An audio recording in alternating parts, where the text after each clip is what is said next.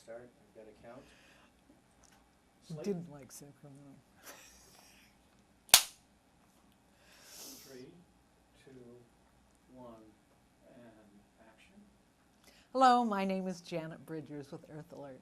So we're here continuing our series on Heroes of the Coast, and I'm very pleased to say that our guest today is Michael Fischer. Michael Fischer was the second executive director of the California Coastal Commission. Michael, thanks for coming in.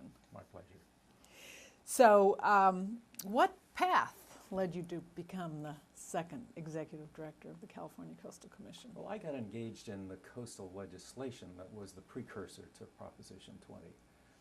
As the representative of the American Institute of Planners, I'm an urban planner by training, on the board of the Planning and Conservation League, I was the board member who was chosen to make peace between PCL and the Sierra Club about coastal legislation. And the issue basically was what percentage of the commissioners could be sitting local elected officials. And being a Solomon-like guy, we agreed on 50%. And then as the legislation proceeded through the halls in Sacramento, 2 years in a row it passed the Assembly and then was killed by the Senate Government Organization Committee by Senator Dick Dahlwig from San Mateo County. And it was only after the legislation had gone through the process, those 2 years, that citizens turned to the citizen initiative process. I think most of us in the coastal legislation have a great deal of skepticism about the value of the citizen initiative because it tends to jump over the legislature. But in this case, the legislature, in essence, had its crack. They took the legislation, went through the public hearings, and created a product that we then took to the public through Proposition 20. The other dimension that the authors of Proposition 20 took that was indicative of their reluctance to use the citizen initiative was that they created a temporary commission with a drop-dead date. So Proposition 20, when it passed, created the California Coastal Zone Conservation Commission, which went out of existence in 1976. But because I had been directly involved with PCL and the Sierra Club and the legislature in the legislation, and then was active in the Prop 20 campaign, I was then a known quantity. And when the regional commissions were created, I threw my hat in the ring for the North Central region, which covers San Francisco, Marin, and Sonoma counties, and became their first executive director. When just before 1976 and the drop-dead date came through, I was recruited by Jerry Brown to be the deputy director of the Office of Planning and Research in Sacramento. And there I was very active in the lobbying to create the successor Coastal Commission. And so when Joe and Mel decided to leave, I was again a known quantity to commissioners and to legislators and to the governor. And I was delighted to have the ability to come back from Sacramento to San Francisco to return here. Sacramento is not a place that was attractive to me either as a living place or as a workplace. So that's what brought me to the commission. A lot of years of preparation behind me before I took the seat. And what year was it that you took? 1978. Mm-hmm. I was 38 years old. Uh-huh. And what was the size of the staff of the staff was 212 people at that time, counting all of the regional commission staff and the state staff. Okay. What is it now, do you know? Oh, somewhere in the neighborhood of 110, and we'll get to that story. It was Governor Duke Majan who wielded the axe and cut our staff in half in one budget year. Quite a traumatic experience. So Joe Bodovitz left because he didn't want to stay indefinitely, and he tried to leave at a time when it would be less disruptive. But how would you describe the time at which you joined the commission? Well, indeed, there was a period of somewhat a peaceful interlude in Sacramento, but it was certainly a time of great activity. Lease Sale 53, the offshore oil leasing in Santa Barbara Channel and around Point Conception, north of Santa Barbara, was hot. We were directed at the Coastal Commission to find a location for a liquefied natural gas terminal. Leo McCarthy, then the Assembly Speaker, said, "Michael, it's not if, it's where you find the right spot." So that took a lot of time. In Sacramento, there was a fight on the Coastal Act challenging the low and moderate income housing provision. That was an unsuccessful battle, but it certainly took an awful lot of our time. At that time, we had a staff of a dozen attorneys working here in the commission office, plus we had 25 dedicated deputy attorney generals working for us. We had about 200 lawsuits at any given time, and they were challenging public access to the coast, and they were claiming vested rights, that developments had already been approved before the Coastal Commission came in, so sorry, you can't stop us now. Well, we won most of those cases. The public access provisions had been written into the state constitution in 1859, but never enforced by any government agency until the Coastal Commission came in. So many people said, wait a minute, it's my private property. I have the right to prevent trespass. Well, under the state constitution, they didn't own the right to prevent trespass. They couldn't block access to the beach, but legions of lawyers told them that they could fight and win, and so we were battling in court all the time. We had 2 commission meetings a month, and they lasted for 2.5, 3 days each. And the mailing deadline for one commission meeting was the day before the commission meeting preceding. So we were always kind of thinking ahead and juggling agendas. They were, as I said, long agendas. The commission met from 8 in the morning until after midnight sometimes.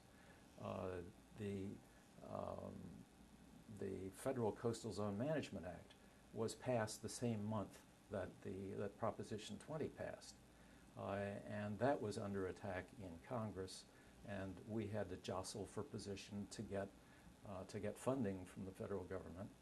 And we were also jostling for position to get our state coastal plan approved as a Federal Coastal Zone Management Act approved plan, which then would give us authority over the Navy and the Marines and the Department of Interior, et cetera, federal agencies. So all of those things were bubbling around at the time I came in. And filling the shoes of Joe Bodovitz and Mel Lane was quite a task for a 38-year-old young planner. And who became chair at the time you became executive director? When Mel and Joe left, Brad Lundborg, who had been regional commissioner, and I had served Brad when I was executive director of the regional commission.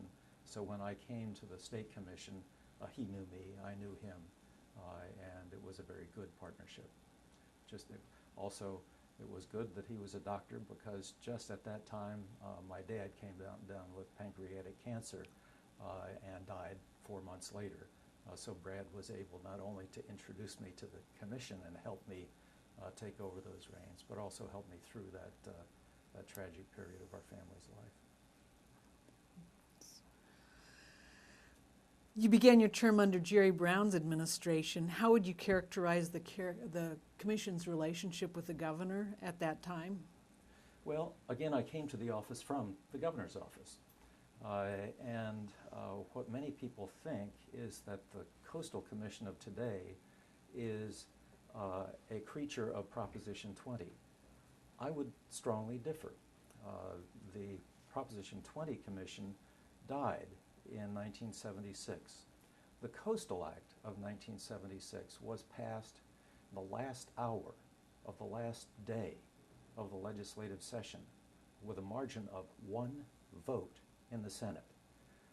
That was how close it was, and that was as a result only of 48 hours of literally nonstop lobbying that Jerry Brown did with the state senators. So I would argue that in 1976, the role of Proposition 20 ended.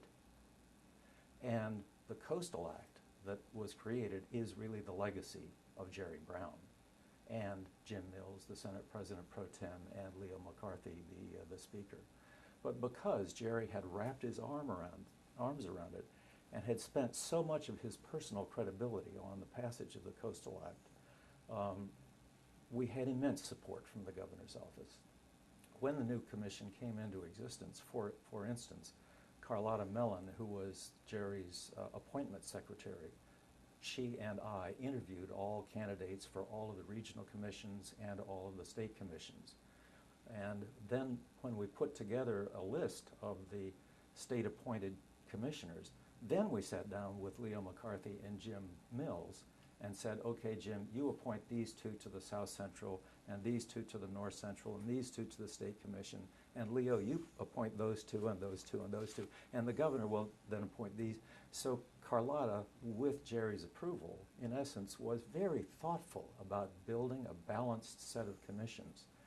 Again, an indication of the level of ownership that the governor's office had in this new state agency. I couldn't emphasize too much the support, and all of the other state agencies knew of this support. So that gave us a wonderful level of credibility to put this new agency in place and do a strong job with great support from the governor.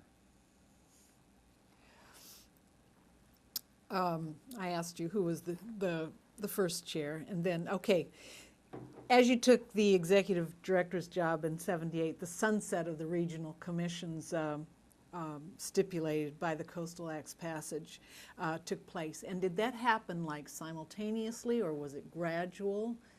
It happened all in one day, but it didn't happen in 1976. I think it was 1978. So it was, excuse me, yeah, 78 or 79, I've forgotten exactly. But when I took the job, the regional commissions were still in place. And while their staffs were, in essence, my staff, that was true only in paper. The regional executive directors really did serve at the pleasure of the regional commissions. And the regional commissions each had its own culture and character. So for the first couple of years that I had the position, we were trying to run a single state agency, but with different expectations and different styles. You have to think that if you were to put the coast of California on the East Coast, flip it and put it on the East Coast, it would stretch from Boston down to Savannah. It would cover 10 states. And people in Boston don't think of the political situation in Savannah. Or people in Providence, Rhode Island don't think of the situation in Chesapeake Bay. Just so the people in the Eureka Commission, to them, San Diego or Santa Barbara could have been on another planet. And so the regional commissions looked to their regional reality to come with their decisions. And it was up to us at the State Commission to try to regularize those, to make sure that the Eureka Commission wasn't creating a precedent that was going to kick us in the head down in San Diego. I, at the time, was, of course, had been at the Regional Commission, and I looked at these state commission staffers and state commissioners as, what planet are you guys from? You haven't had to deal with the permit applicants, the local elected officials, the local media. You haven't had people break down in tears in your offices, and now you, with your pointy heads and your ivory tower, you're going to second guess our balanced decisions. Where are you coming from? Then when I took the state position, I was saying, gee, Eureka or Santa Barbara, what are you thinking of? So it was a very interesting dynamic. But they all went out at the same time. A number of the regional executive directors I let go because now at this time, they did serve at my pleasure. And it did create a big bump up in permit traffic because the permits that had heretofore been handled by the regional commissions now had to come to the state commission, waiting, of course, for the day that we'd hand that over to the local governments once their local coastal programs had been approved. So there were some big swings in terms of the workload for your staff. Well, the staff didn't go down very much. So we had the staff. The staff then, in essence, became recommended staff to the state commission. So the staff workload didn't increase very much just because the regional commissions went out of existence. And the State Commission did give me authority to handle a goodly number of the permits administratively, but their workload did go up, and so the number of hours in the day in those 2 meetings that they had to hold went very high. And for instance, when we would travel to Los Angeles, the Coastal Commission would be the most accessible government agency to the people who lived along the coast in Los Angeles. They didn't have to go down to the county building or to City Hall in Los Angeles. So they tried to bring before us, where should the curb cut for the new McDonald's hamburger shop on Venice Boulevard be located? We tried to stop many of those things at the administrative level, but nonetheless, the permit workload for the commissioners took a big dip up. So what do you remember about the time in the campaign when Deukmejian was running for governor? Well, it's keenly etched in my memory because I took off my bureaucratic hat and took holidays and vacation and very actively campaigned for Tom Bradley. Not very seemly for a government official, a government appointed official, but I stumped, standing shoulder to shoulder with Tom, saying to citizens, this time vote as though the future of the coast was at stake, because it is. Tom didn't win. Some well-meaning folks who put the kind of ballot initiative that I would have supported on the ballot for gun control, put that on the same ballot as the governor's election, and that brought out of the hills, literally, many very conservative people who normally didn't vote. So they came in, big posters on sporting goods shops all around the state, particularly in the rural parts of the state, saying vote this time and vote no on the gun control legislation. Well, as long as they were at the polls voting against gun control, they voted against the black guy for governor. And so in came George Deukmejian, and in fact, the future of the coast was at risk from him. How soon after he took office did the waves start hitting your beach? Immediately. Had I not been a creature of an independent commission, I would have lost my job in a nanosecond. And virtually any other state agency head would have and should have lost his job immediately. Indeed, I think it was a month later that John Garamendi, now Congress member, but then the Senate President pro tem, called Mel Nutter, who by this time was the chair, called him and me into his office, and the purpose of it was for John to say in front of my chair, Michael, quit. It's time for you to resign. The governor hates your guts. And if you don't quit, I can't protect you in the budget sessions. We walked out of the door and Mel looked at me and said, Michael, don't quit. I didn't, but in that very next budget, the governor did, in fact, cut our budget in half. We went from 212 staff members to 105, 110, something like that. And I became the person who had to decide who stayed and who left. And half of the staff was a lot of people to have their careers terminated. And they didn't have their careers terminated by George Deukmejian, they had them terminated by me. Not a lot of fun. But the other thing that the governor did immediately was to yank all of the Jerry Brown appointees from the commission, from all of the commissions, and to put in pro-development people who didn't give a fig for what the Coastal Act said. They simply wanted to vote yes on every project. And they were also told, the 4 governor's appointees were told that they had a mission, which was to get me fired. So the overlap here is the regional commissions are still in effect. Deukmejian has come in, but he's told all of his appointees to vote again for any development project regardless. So how did you survive that emotionally and actually the workload for the commission? Well, ultimately I didn't. Ultimately, I said life's too short, but it was several years later. It was in 1985. I lasted for at least 2 years, knowing that there were 6 automatic votes against me, 2 that Willie Brown had appointed and 4 that the governor had appointed. And one of the major changes that I made when Joe left was Joe would have 2 public hearings on every project. And the first public hearing was no staff recommendation, was just to let's see what the person wants to do. And then after Joe had basically done this, both politically and practically, and looked at what the commission was likely to do, then he would come out with the staff recommendation. Well, I, again, because of the workload, but also because I felt that some leadership was necessary, I narrowed that down to 1 public hearing, and prior to the public hearing, I made a staff recommendation. Now that staff recommendation became the target for the media, for the developer, for the opponents, and the public hearing was basically on the staff recommendation.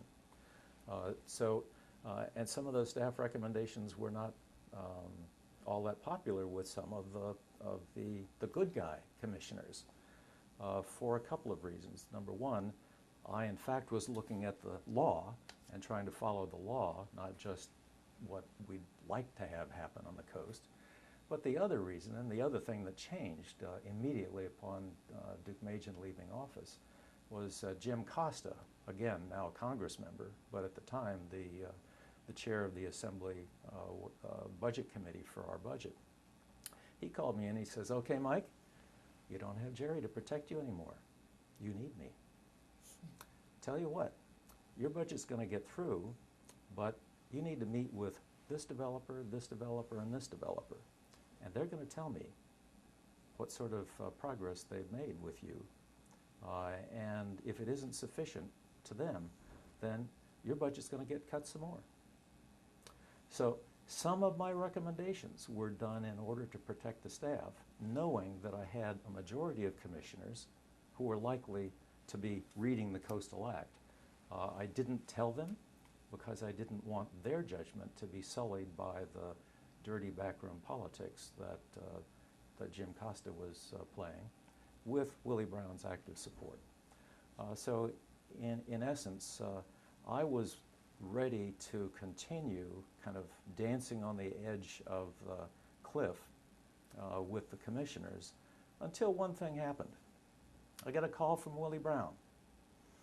And Willie said, I had to fly in on a private plane. Willie says, "I want you here tomorrow at whatever time it was." Got up and he says, "Hey Mike, this is going to be short. Just want to give you a heads up." He says, "I'm going to appoint 2 good guys and 2 bad guys to the commission." I said, "But Willie, you can't do that. The Duke has already appointed 4 bad guys. You appoint 2 bad guys, that's 6. And Dave Roberti, the president pro tem, he can't stick with 4 good guys forever." And Willie said, "Look, Mike, get it straight. Dave Roberti's going to do what Dave Roberti's going to do. You're getting 2 bad guys from me." Well, knowing that that was the case, and watching Willie Brown with all of his commissioners, including his good guy commissioners, during commission meetings, if there was a development in front of us, these were the days before cell phones, though it was the first day of cell phones. So cell phones were these big brick-like things. And one lobbyist, I'm blanking on his name right now, and he's departed this mortal earth, but he came up with this big cell phone out of his pocket during a public hearing, handed it to one of the Willie Brown appointees. And of course, everybody's, nobody knew what this thing was. Everybody's watching the guy's face. You saw him say, "Yes, yes, yeah, no, no, no, okay, Mr. Speaker." And he gives the phone back to the lobbyist and gets the microphone and says to the chair, "I've just been replaced. I'm no longer a commissioner." The speaker asked that this item be postponed until tomorrow when the new commissioner can be there. So here's Willie doing that even with his good guy commissioners. I said, wait a minute, life's too short. I saw the job of executive director differently than Peter did. I saw the job of executive director as being the representative of the commission. I served at their pleasure, I represented them, I operated the agency for them. They're the ones with the statutory authority. And I'm relatively proud of myself. I needed to have pride in them. I didn't. So because I didn't have pride in them, I couldn't be proud serving them. Now, Peter didn't see his job as serving the commission. He saw his job as serving the people of the state, whether the commission agreed with him or not. Again, I beg to differ, just two very different styles and approaches, but I needed to have that level of pride and reflected pride in the body that I served. Particularly after that meeting with Willie Brown and the times when Willie yanked his commissioners if they weren't following his lobbyists' direction, I said, it's time to go. It's time. Feet don't fail me now. As you know, I'm a trained urban planner, and one of my former professors, Paul Sedway, had the leading urban planning firm on the West Coast, and Paul offered me a job as his chief planner and a potential successor to him. And so I jumped over and had a wonderful couple of years with him doing coastal projects in Hawaii and Florida and Massachusetts and Alaska and Iowa along the river. So that's what happened. And Peter was serving as your deputy? Peter was deputy director at the time, and indeed the day before I went to the commission to announce my resignation, I gave him a letter appointing him as acting executive director, which gave the commission some heartburn itself, because they said, wait a minute, that's our job to appoint the acting executive director. I said, well, I'm sorry, I've already formally done it. Here's a copy of the letter that I've given to him. I had appointed him, Peter had already been working for the commission before I came as executive director. He was our legislative liaison, but because I was in Washington, D.C. at least once, if not twice a month, and because of the Coastal Commission meetings, which took up 6 working days a month, I needed somebody to be the boss when I was gone. And so I asked Peter, when the legislative session permitted him, he was living in Sacramento, to come down and run the shop in my absence. But the bigger reason when I appointed him chief deputy was that in Sacramento parlance, a chief deputy director has the same standing as the executive director. So when there's a committee hearing that needed the executive director to be there, Peter was able to sub for me with no skin off of our nose or his nose. And I called him our chief roto-rooter. And I was happy because I didn't have to go to Sacramento. Are there commissioners who particularly stand out for one reason or another? Well, of course, Naomi Schwartz, and of course, Brad Lundborg, and of course, Len Grote, also now passed away. I remember very well Judy Rosner. It was Judy and Naomi, actually, who traveled to Sacramento to recruit me from the governor's office and to come to the state commission. Mary Henderson is another commissioner, a state commissioner, a representative of the Central Coast Regional Commission.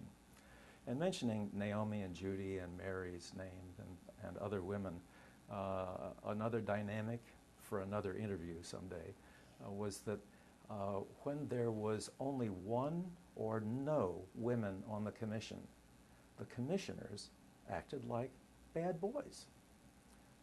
They wouldn't pay attention to the public hearing. They'd go off and take a restroom break or a smoke break, or they'd tell dirty jokes to each other on the dais. They wouldn't be paying attention to the staff recommendation. It was embarrassing. But as soon as there were 2 women, all that stopped. All that stopped. They had to grow up because the women did their homework. The women knew what the law was. The women demonstrated respect for all comers. The women knew what the staff recommendation was and were going to remind the rest of the commissioners that the motion to approve the staff recommendation was a motion with these conditions, and you can't just take these 4 conditions off and still have a recommendation for approval. So the dynamic, the creative and responsible input that women commissioners had was incredibly important in the establishment of the credibility and the wonderful track record we had in court, because every one of our decisions was challengeable. When the women weren't there, the challenge, the overturn rate went up. So that's my long answer to which commissioners I remember, mainly the women. That's remarkable. I'm glad to hear it. What are your thoughts, if you care to share them, about the state of the commission, the appointing authorities, and citizen activism to protect the coast? You know, I haven't been paying attention to the commission lately. I did see that the good news of a successful lawsuit against the commission by the very conservative right-wing folks was to remove the ability of the legislators to remove their appointees during the middle of their term. And had that been in place when I was at the commission, I probably would have stayed longer. But the current commission appears to be stable. It's certainly beloved of the people. The secret to the commission, as opposed to any other land use regulatory body in the country, is that it depends for its support upon a larger than local constituency. My good friend Carol Whiteside, who established the Great Valley Center, seeking to protect the richness of California's Central Valley. The Central Valley has the same problems that the California coast did before Prop 20. All these local elected officials, looking only at their local area, are approving subdivision after subdivision after subdivision, and the rich agricultural resource of the Central Valley is being lost. It's said by the year 2050 that the Central Valley, which now provides more than half the fruits and vegetables for the nation, won't be able to feed its own population. But Carol Whiteside said to me, Michael, we can't protect the Central Valley based on Central Valley voters or Central Valley officials. It is a larger than local resource. It's an international resource. And putting the future of the Central Valley in the hands of local elected officials and local voters is irresponsible.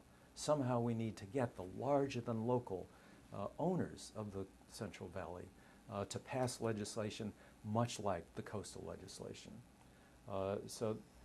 Again, you know, there's an old rule of thumb that a regulatory agency becomes captured by the industry that it regulates within 7 years is the rule of thumb. I believe that the Coastal Commission is now captured by the industry that it regulates. It took about 15 years, but that industry, of course, is local government. To your question about why aren't some local coastal plans done, well, the local governments don't want to do them.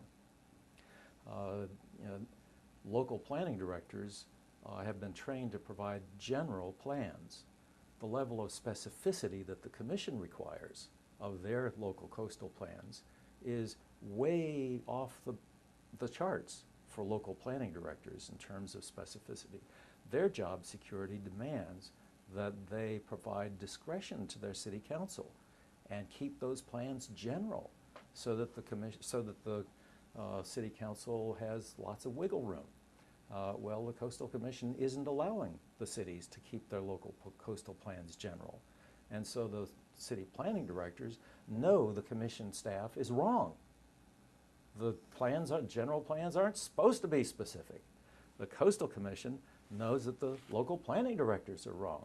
The local coastal plans have to be specific in order for us to give over to you, the local agency, a resource that really belongs to a larger than local constituency.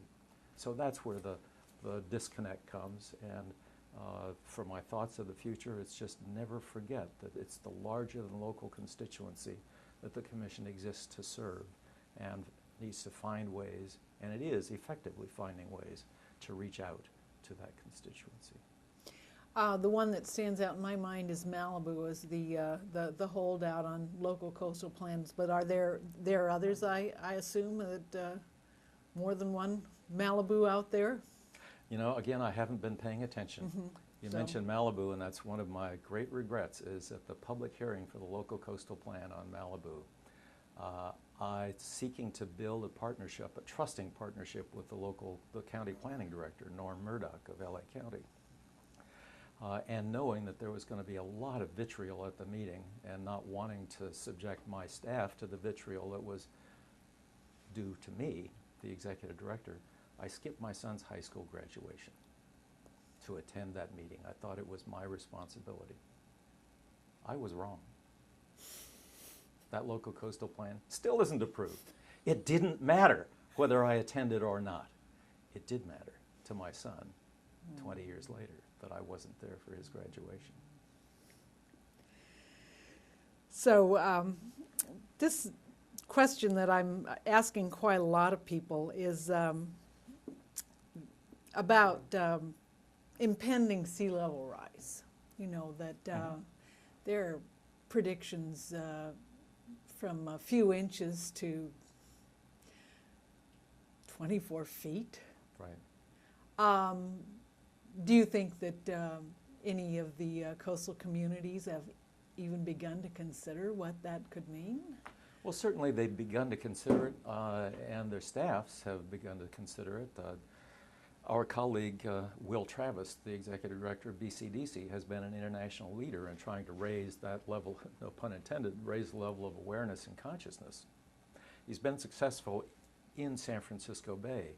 But you know, that's a problem of the future, and the future doesn't vote. Future doesn't invest. The future doesn't shop. So investment decisions and elective decisions are not influenced by the future. They're influenced by today's voters. Today's voters aren't going to want to spend the billions of dollars necessary to to remove development from the floodplain or to raise the dikes and raise the level of freeways until they got it. And so, you know, as Winston Churchill said, democracy is the worst form of government invented. It happens to be the best one that's around. Democracy is not well suited to serve the future. And so, no current elected legislator in California is able to successfully address climate change. The structure just isn't there to, she or he is going to want to do it, but they're not given the ability to do it, and won't be. Michael, I can't think of a question with more import or a better answer than you've provided for why things are the way they are. So I thank you very, very much for making your time available and your insights and all the work you've done in the public interest. And viewers, I thank you for watching. Come back again next week for another episode of Heroes of the Coast. And thank you very much. Up your recorder. Hold your positions for just a moment, please. You guys are free to talk. You can just Oh, okay, just good. stay and see. The cutaway